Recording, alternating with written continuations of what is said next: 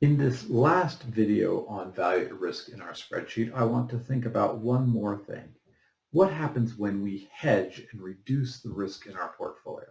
So I currently have a position in my spreadsheet which is short put options. The put options have a maturity of 1 year and a strike of 100. These put options have a delta of 363, a vega of negative 375, and a row of 407. We've already calculated the value at risk on the last tab in our spreadsheet. We've calculated the value at risk assuming a negative correlation between the underlying asset and the volatility of the underlying asset.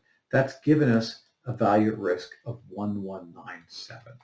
I'm going to copy that number into my spreadsheet so I have it to remember. So this is our old value at risk. This is our 1-day 95th percentile value at risk computed using a Monte Carlo simulation with 100,000 simulations. Now what I'd like to do is reduce the risk of the portfolio. I will reduce the risk of the portfolio by hedging the delta. So I go back to my summary tab. The delta is 363.17 shares. So I'm going to book a trade, shares, negative 363.17, sell 363.17 shares. My delta is now 0. If I update the chart, we can see our classic frown.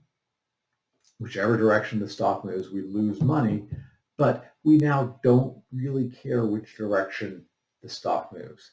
We can see a little bit in our chart that the market going down is a little bit worse than the market going up, but not by much. So this portfolio should have less risk than the previous portfolio where we did not hedge the delta.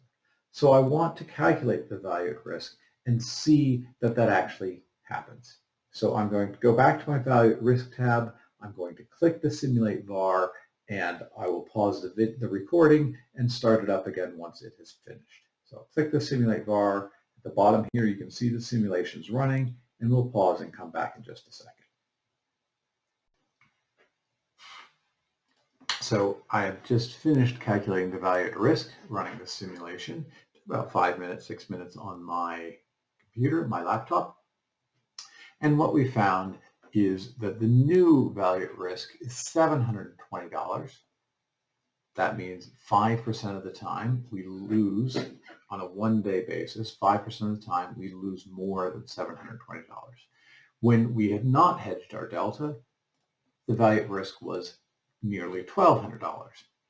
So what that means is this measure, value at risk, gives at least some sense of how risky a portfolio might be. It gives a good relative measure. Intuitively, hedging the delta in a portfolio should reduce risk, and the value at risk shows that.